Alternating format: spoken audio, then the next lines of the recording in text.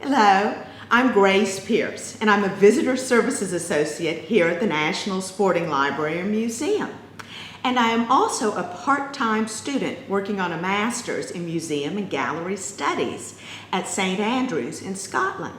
And today I want to tell you a little bit about a project I'm doing for that master's program. Here at NSLM, we have a wonderful collection of works on paper and paintings and prints by the artist Paul Brown. Paul Brown was a very popular artist and illustrator in the 1920s, 30s, and 40s. He had a specific focus on equestrian events, polo, steeplechase, hunting. The wonderful thing about the gift from Mrs. Searles is that we have several fabulous pieces that were done by Paul Brown when he was a child. And the earliest one, you can see here, he has signed and dated age 6. Well, we assume that's his signature, but it's a wonderful little lion. So it shows you that he had a distinct interest in drawing animals from the earliest age. And this wonderful hippo is dated 1906. And these are charming pictures of horses. And we do know from a book about Paul Brown that was written in the 1990s and information from his daughter and other relatives that he went to his first horse show in 1904 at the old Madison Square Garden, and he was absolutely smitten with horses from that moment forward. So these are delightful, naive drawings that he did at an early age, but they certainly, you'll see when you look at his later work that much of his style was established early on, and he was absolutely a natural artist. Also commissioned to do drawings for adults that I'll show you in a minute, but this is an example of the pen and ink drawings he did for a series about the Perkins family that were done in 1934, 35, 36. There are a total of 15 books that Paul Brown wrote and illustrated for children.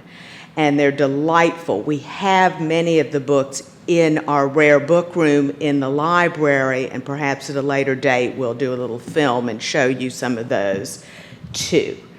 But they're playful and charming.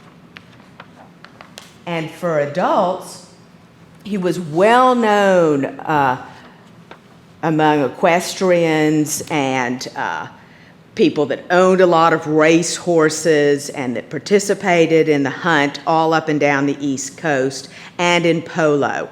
And he was especially known because he could capture the action and the accidents that happened on the field, really in a way that no other artist of the day was doing.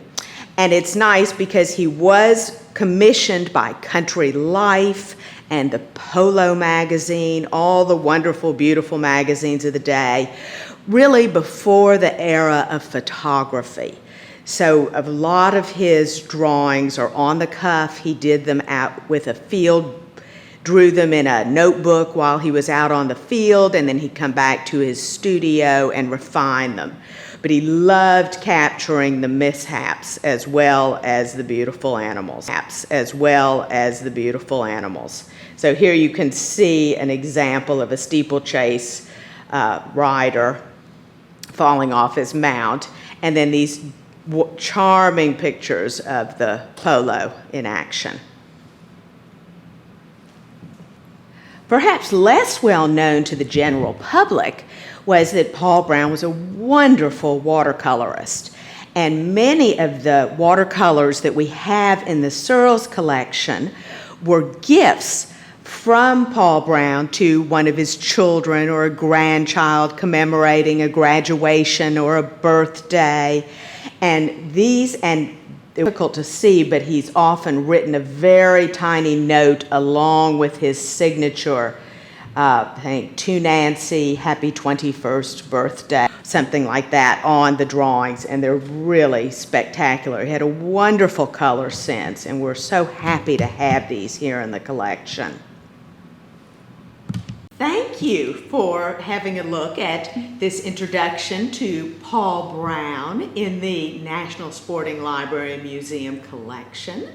I look forward to moving over to the library and giving you a part 2 where we have a nice look at some of the wonderful books that are part of our collection and telling you a little about that history.